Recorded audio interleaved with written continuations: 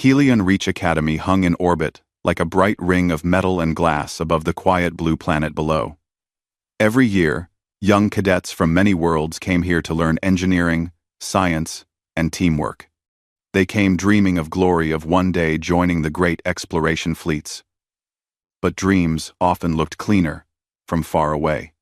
Up close, Helion Reach was full of stress, competition, pride, and silent battles for recognition. Lirathi of the Verret race stood near the large assignment board in Hall 9, her crystal-like fingers folded close to her chest. The hall buzzed with excitement. Cadets waited for their names to appear beside their partners for the final engineering trials. It was the most important task of the year, 2 students working together to build something powerful and safe enough to impress the Academy Council. Everyone expected the best students to choose the best partners. Nobody wanted to end up with someone who might slow them down. And everyone knew Lirathi's situation. Her body was different from most Verret. Her limbs were not as strong. Her movements were slower and sometimes shaky. Her internal crystalline network, which normally gave Verret physical steadiness, had formed with tiny fractures from birth. They were not dangerous, but they made tasks like heavy lifting, long walking, or fast movements very difficult for her. And while she was brilliant, more brilliant than almost anyone in her class, many cadets whispered that she was too fragile for a field project. She heard these whispers often. She tried to ignore them, but she was still young, and even a strong mind can feel lonely when surrounded by silent doubt. The board chimed. A long list of names appeared. Cadets rushed forward, pointing, laughing, clapping each other on the back. Lirathi waited until she could see clearly. Her glowing blue eyes scanned the screen. Her name appeared, alone. No partner. Again. Around her, a few cadets exchanged uncomfortable looks. Some lowered their voices, pretending they hadn't noticed. Others gave quick, forced smiles as if to say sorry, but continued on with their own partners without another thought. Lirathi drew a slow, quiet breath. She had prepared for this. She had told herself she would not be surprised if she ended up without a partner. But preparation did not stop the old, familiar sting. She turned away, deciding to find an instructor and ask what would happen next. Maybe they would assign her someone. Maybe she would work alone again. She had worked alone before, but she knew this final project required a second person. It was supposed to build trust and teamwork. Before she took her second step, she heard footsteps, quick, human footsteps, and a voice that sounded warm, confident, and without hesitation. Wait, her name isn't supposed to be alone. The hall fell quiet for a moment. Lirathi turned and saw him. Marcus Hale, the new human cadet who had arrived from another academy only 3 months earlier. He was tall for a human, with short dark hair and a straightforward expression. He had gained a quiet reputation, someone who worked hard, never mocked anyone, and never backed down from helping others. Marcus walked right up to the assignment board. "My name isn't listed either," he said, his voice carrying clearly across the hall. "I was marked as unassigned because of the transfer. So, if she needs a partner, I volunteer."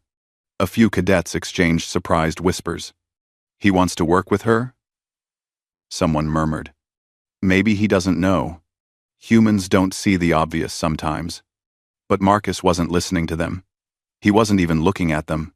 His eyes were only on Liratha. And then he said something simple.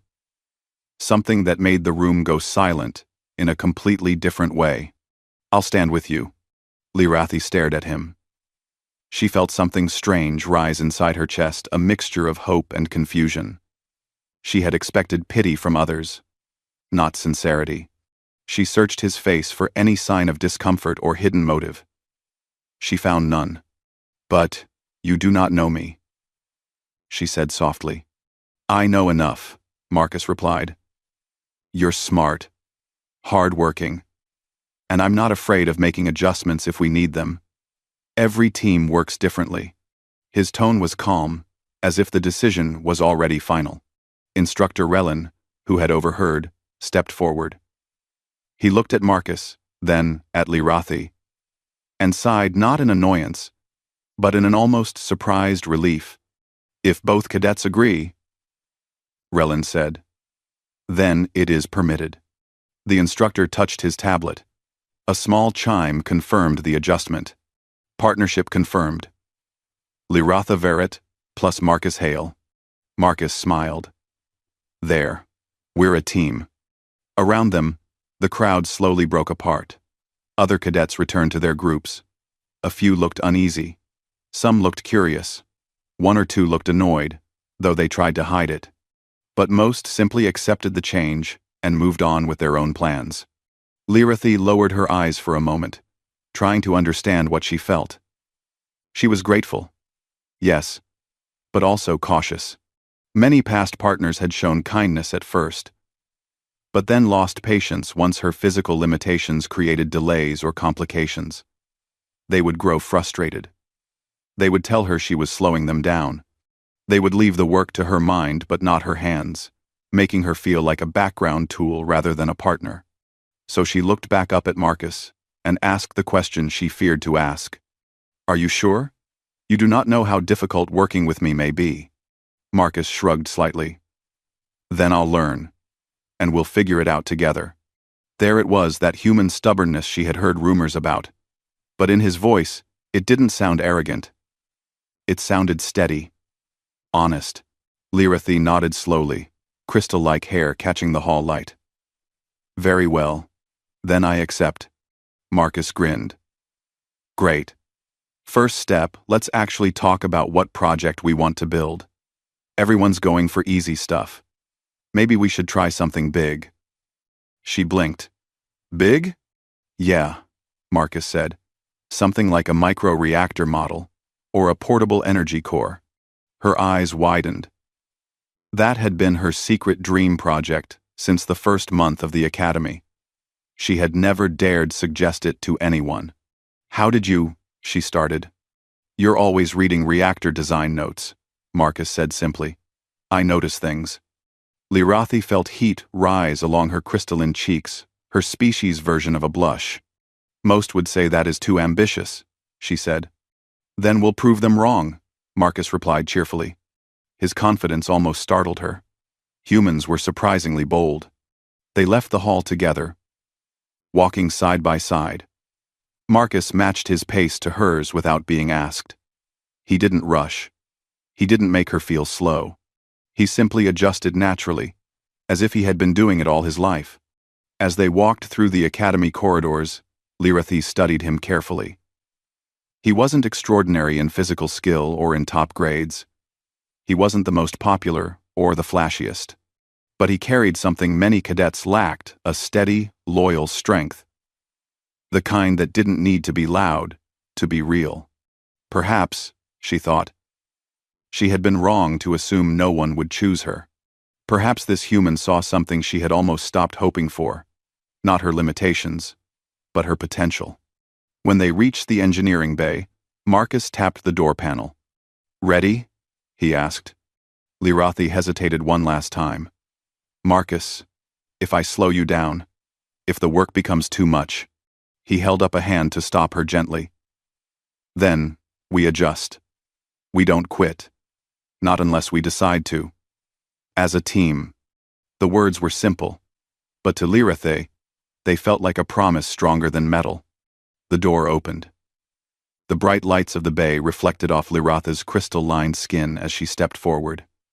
Marcus walked beside her, giving a short nod, as if to say, "Let's begin." And just like that, something quietly historic happened at Helion Reach Academy. For the first time in her life, Lirathy had a partner who chose her not in pity, not in obligation, but in genuine belief. And for the first time, she allowed herself to believe that maybe, just maybe, she truly belonged. The engineering bay of Helion Reach was a massive room filled with humming machines, bright holograms, and rows of workstations. Here, cadets tested their ideas, built their projects, and sometimes broke a few things along the way. For most students, it was a place of excitement, For Lirathe, it had always been a place of silent pressure. But this time felt different. Marcus and Lirath stepped inside as an official team. They claimed a workstation in the corner, one that was quieter, with more space to move. Marcus had chosen it on purpose, because he noticed it would be easier for Lirathi to navigate without bumping into fast-moving cadets. The moment they sat down, Marcus opened a holographic notebook. "Okay," he said with a smile. "Let's design something amazing." Liratha blinked. "Already?" "Why wait?" Marcus laughed. "Let's start with your idea, the portable microreactor." She hesitated, her crystal blue eyes flickering with uncertainty. "It is difficult. Many have tried and failed. Even full engineering teams struggle with stable miniaturization." "Good," Marcus replied. "Then we aim high." Lirath felt something warm inside her chest. His confidence was different from the others. Most cadets acted confident to impress people. Marcus acted confident to inspire people. She activated a holographic projection. A glowing blue diagram spun above their workstation, showing the rough outline of a small, compact energy core. "This is the concept," Lirathi said. "A reactor the size of a backpack. Safe, portable, and efficient." Marcus whistled. "Beautiful." "It is not beautiful yet," Lirath corrected softly. "It is only theory." "Then let's turn theory into reality." The first tests. The first few days passed quickly. Lirathi explained the science behind the reactor, its energy loops, its pressure control chambers, and the resonance matrix that allowed it to operate safely. Marcus, on the other hand, focused on the physical design, building frames, adjusting connection points, and finding ways to reduce weight. They worked well together. But the Academy did not make it easy. Sometimes the metal pieces were too heavy for Lirathe to lift. Marcus handled them without complaint. Sometimes Lirathi's limbs trembled during delicate tasks. Marcus adjusted the tools, or offered to hold parts steady. Sometimes the work required speed, but Lirathi's body refused to move quickly. Marcus simply slowed his pace to match hers. Not once did he make her feel guilty. But others noticed. Whispers in the hall.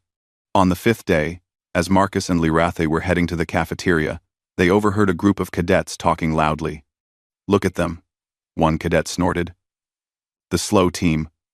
Working on a reactor. They'll never finish." Another laughed. "Marcus is wasting his time. He could have asked to be paired with anyone else." A third voice said, "He probably feels sorry for her. Humans like to play hero." Marcus stiffened. Lirathi lowered her head. She was used to these whispers. Marcus wasn't. But instead of getting angry, Marcus simply said quietly, "Ignore them. R1. "I am used to such talk," Lirathe replied calmly. "But you are human. Humans do not usually hear such things directly." Marcus shook his head. "It doesn't matter what they say. What matters is what we do." His words were simple but strong. Lirathe followed him, feeling calmer. Adjustments. Back in the engineering bay, Marcus had an idea. "Hey," he said. "I want to make our workstation better for both of us." "How?" Lirathe asked. He pointed around. "The tools are all made for people with strong hands, fast movement, and heavy lifting. Why don't we modify everything so you can use every tool your way?" Lirathe blinked. "Modify the tools? Why not?" Marcus grinned. "This is an engineering academy. We're supposed to innovate, right?" And so they did. Marcus shortened tool handles so Lirathe could grip them more easily. He created soft stabilizer pads to stop her tools from slipping if her hands trembled. He built a mechanical support arm that held parts in place so she did not have to strain her limbs. Soon, their workstation looked different from the others, not standard, not uniform, but efficient and comfortable. Lirathi was amazed. "No one has ever adjusted tools for me," she whispered. "A team should adapt to each other," Marcus said, "not the other way around." For the first time in her life, She felt like she truly belonged somewhere. Skeptics in power. Not everyone approved of their progress. One afternoon, Instructor Pellin visited their station. He was known for strict grading and even stricter opinions. He watched their holographic model with a frown. "A micro-reactor," he said sharply. "That is a difficult project. Perhaps too difficult for your pairing." Lyrathy stiffened at the implied insult. Marcus stepped forward. "With respect, sir, we can handle it." Pellin raised an eyebrow. "Confidence is not capability. Cadet Hale." He turned to Lyrathy. "And you, Cadet Lyrathy, you are brilliant. But your physical limits will slow this project. Perhaps consider something simpler. Time." Lyrathy opened her mouth but closed it again. She didn't know what to say. Marcus answered for both of them. "We already decided. This project is ours." Pellin studied Marcus for a long moment. Then he sighed. "Very well. But the Academy will not adjust the deadline or requirements for you." "We don't need adjustments," Marcus said. But after Pellin walked away, Lyrathy's hands trembled slightly. "He is right," she whispered. "My body does slow us down." Marcus gently placed a hand on the workstation. Not touching her, just near, offering quiet support. "You aren't slowing us down," he said. "We're moving at our pace. That's what matters." His words worked like sunlight breaking through a cloud. Sabotage. By the third week, their reactor prototype was taking shape. It wasn't perfect, but it was stable enough to run basic tests. This made some cadets jealous. One evening, after Marcus had returned from gathering materials, he found Lyrathy staring at their workstation in silence. The holographic model was corrupted. Their stabilizer arm had been bent out of shape. One of the energy coils they had built was missing. Someone had sabotaged them. Marcus felt anger rise, but Lyrathy touched his arm gently. "No," she said softly. "Do not confront anyone. We cannot prove who did it. But we will fix it," she said. "That is enough." Marcus looked at the damaged parts again. "This is hours of work." "Then we will work for more hours," Lyrathy replied. "A true team does not stop." Her voice was steady, strong. Marcus realized something important. Lyrathy might have a fragile body, but she had a spirit stronger than steel. They spent the night repairing everything. It was slow, tiring work, but they refused to give up. By dawn, the stabilizer arm was fixed, the model restored, and a new coil built from scratch. When the bay lights warmed to life, Lyrathy looked at their restored project and smiled softly. "We rebuilt it even better." Marcus grinned. "We did." Growing trust. As the days passed, their partnership grew stronger. Lyrathy learned to trust Marcus completely, and Marcus learned the rhythm of Lyrathy's abilities when she needed rest, when she needed time, and when her mind sparked with genius. They were opposites in many ways. Marcus was fast when she was slow. She was precise when he was rough. He lifted heavy parts. She guided delicate calibrations. Together, they balanced, like two sides of the same design. And slowly, rumors around the Academy began to change. "She's smarter than we thought. Marcus is actually helping her shine. Their reactor, it might actually work." Some cadets still doubted them. Some waited for them to fail. But others began watching with respect rather than pity. A quiet moment. One evening after a long day, Marcus and Lyrathy stepped out onto one of the Academy's transparent observation bridges. Stars glowed around them. Below, the blue planet turned slowly. "It is beautiful," Lyrathy whispered. "Yeah," Marcus said. "Makes everything feel small."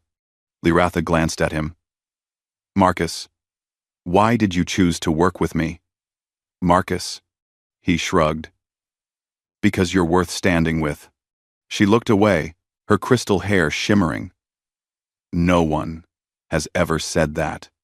Then they haven't been paying attention, Marcus replied. Lirathe felt a calm warmth settle in her chest. She didn't speak for a long moment. She didn't need to. They simply stood there, two outsiders who had found strength in each other. And though they didn't know it yet, their greatest challenge and their greatest test was waiting just ahead. Because soon, the Academy would face a catastrophe. And only the unlikely team of Marcus and Lirathe would be able to stop it. The morning began like any other, at Helion Reach Academy. Cadets hurried through the glass corridors, carrying toolkits, tablets, and half-finished projects. Lirathe and Marcus walked together toward the engineering bay, excited to run their first full stability test on the latest version of their micro-reactor. But long before they reached their workstation, Lirathe stopped. She froze in the hallway, her crystal-like hair catching the bright lights above. Her eyes narrowed, and her fingers twitched in a slow, rhythmic motion. Marcus looked at her with concern. Lirathe? What's wrong? Marcus. She didn't answer at first. She simply listened. To her, the entire academy had its own soft hum vibrations carried through metal, air, and crystalline structures. Verit's senses were different from human ones. They could pick up resonance patterns, harmonic frequencies, and tiny shifts that others couldn't detect at all.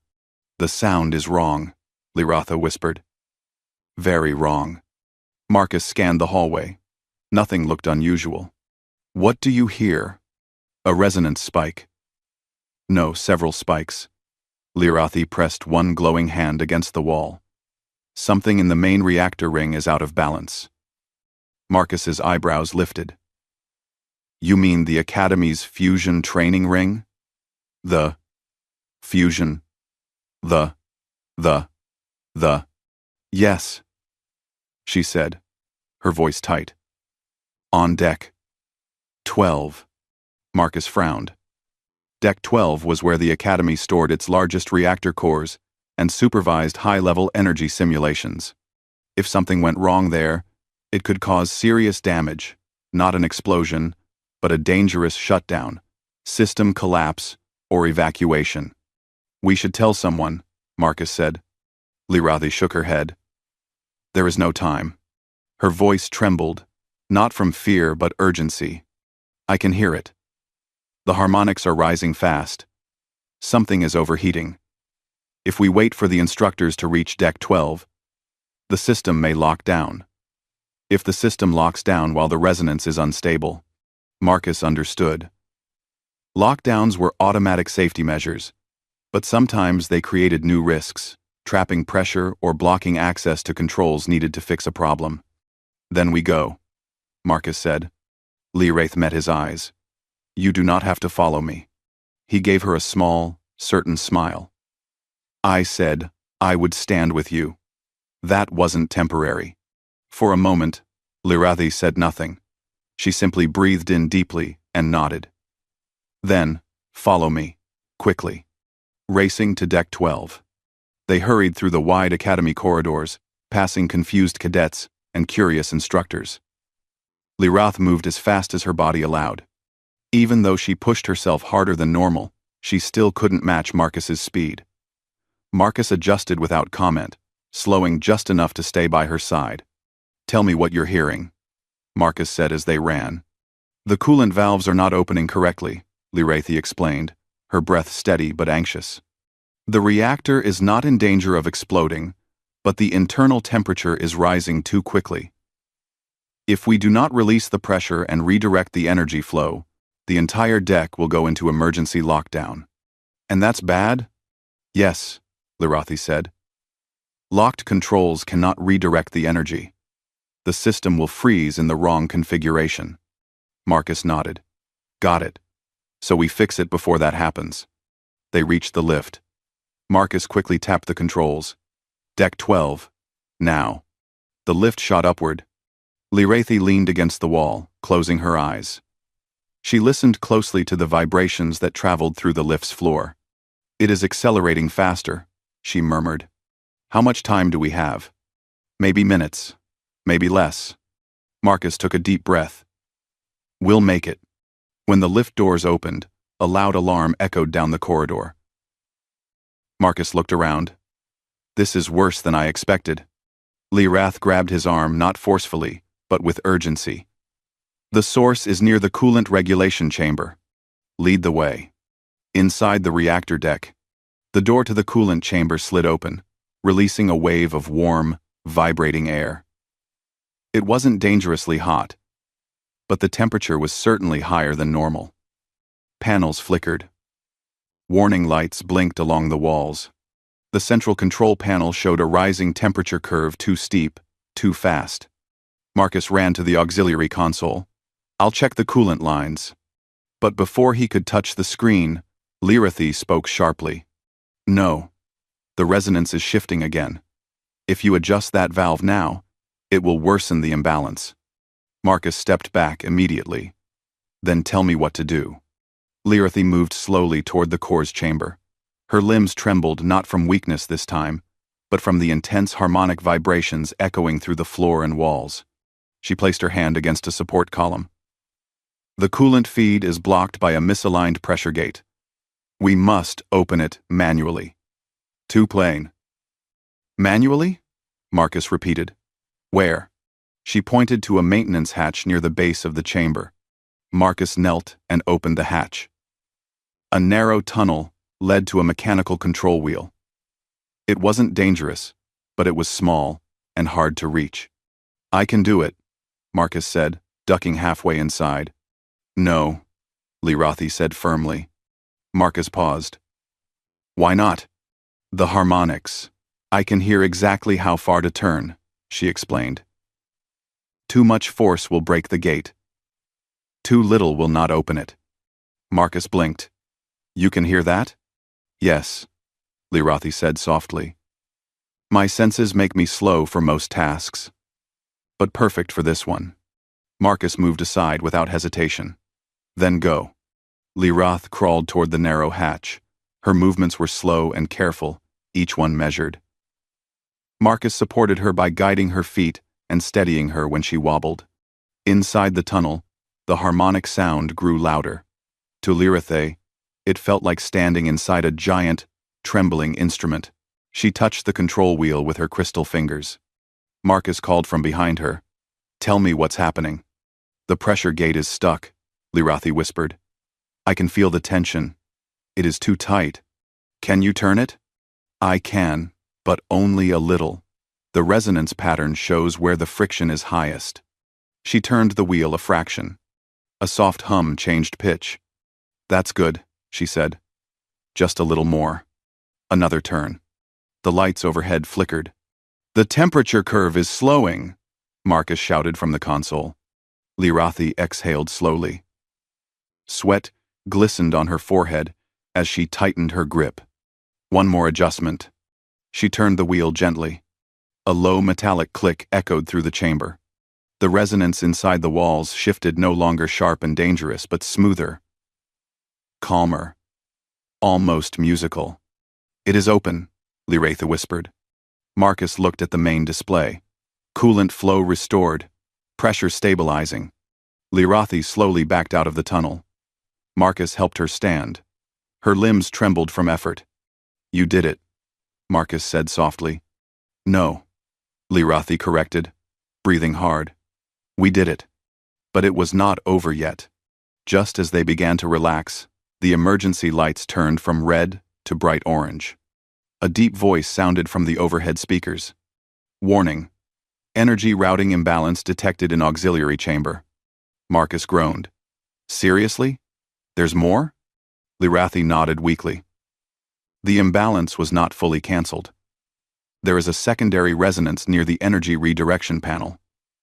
Marcus scanned the room. Where is it?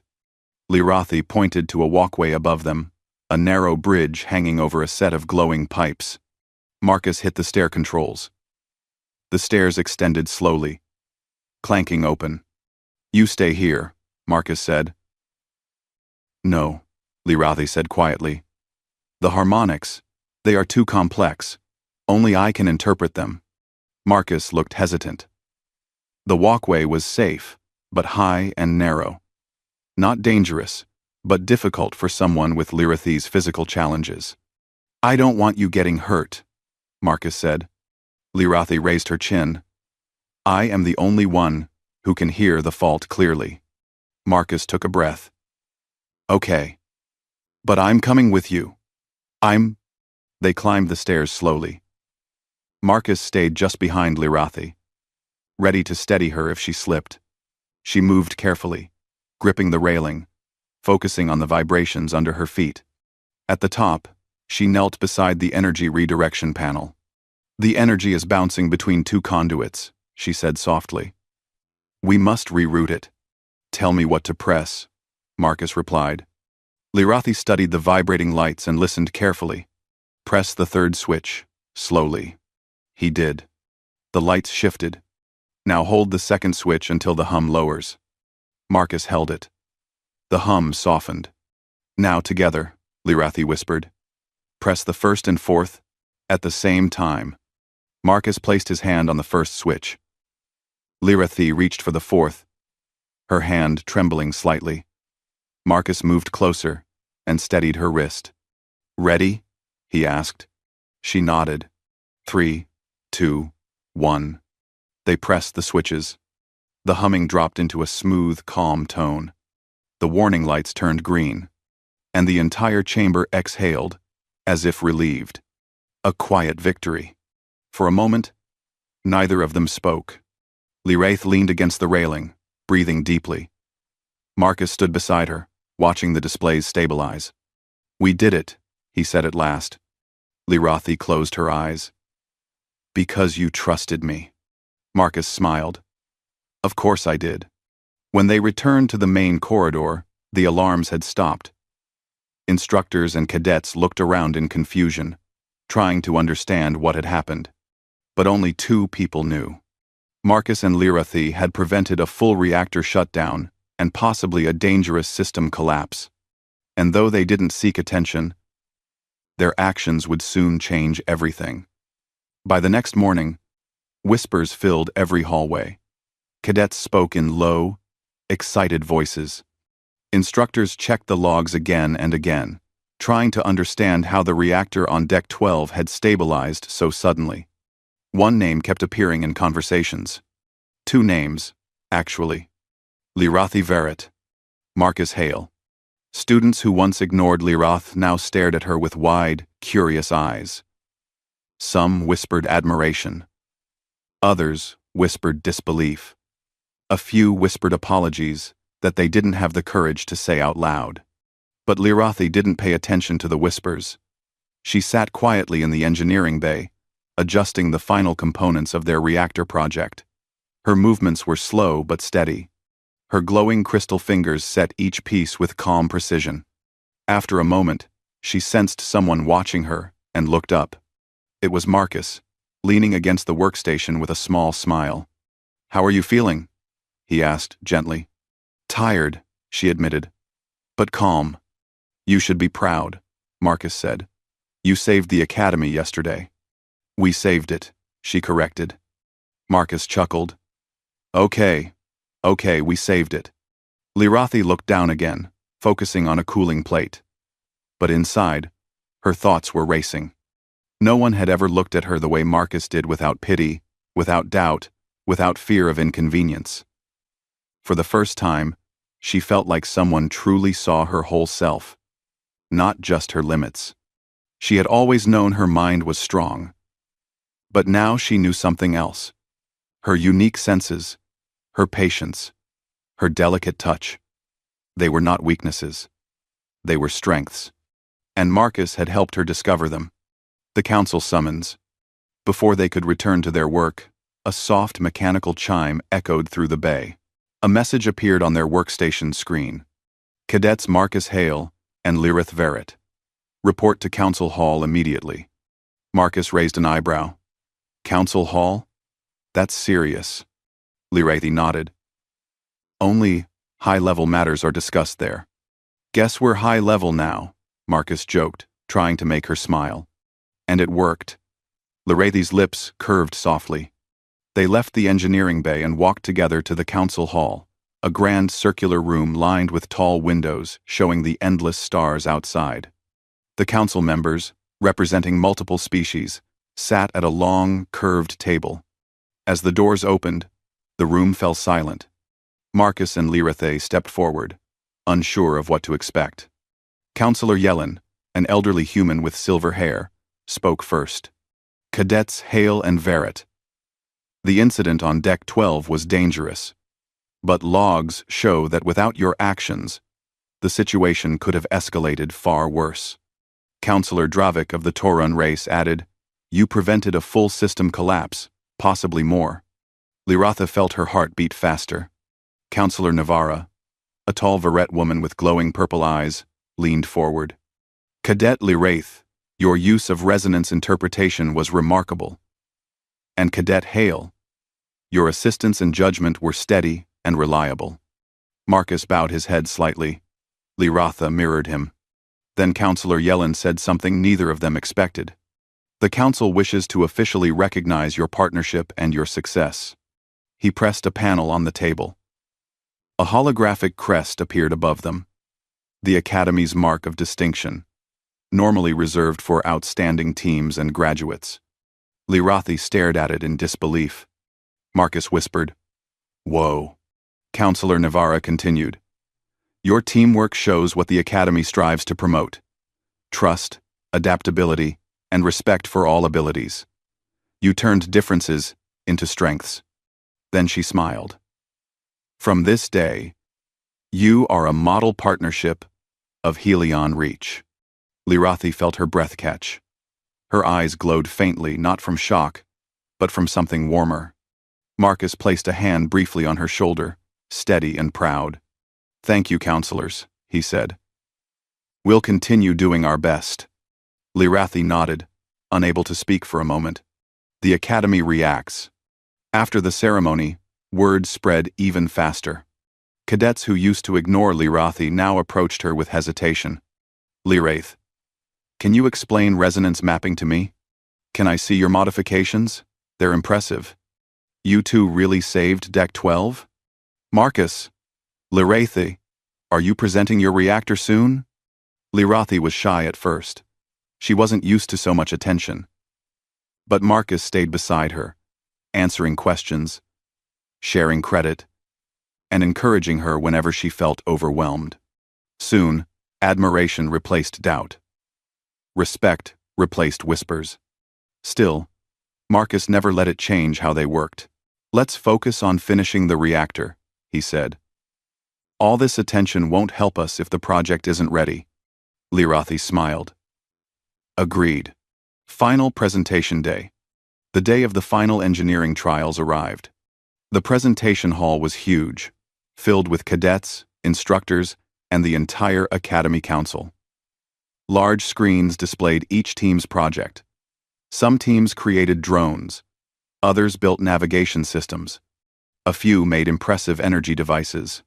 But when Marcus and Lyrathe carried their compact micro-reactor onto the stage, the room fell completely silent. Their reactor was small, only the size of a backpack, but it glowed with soft blue light and precise craftsmanship. Every detail was balanced, carefully designed, and beautifully assembled. Lyrathe and Marcus stood side by side as Lyrathe began the explanation. "With this design," she said in her calm, gentle voice, "a single micro-reactor can power emergency shelters, research outposts, or small exploration vehicles. It is stable, efficient, and safe."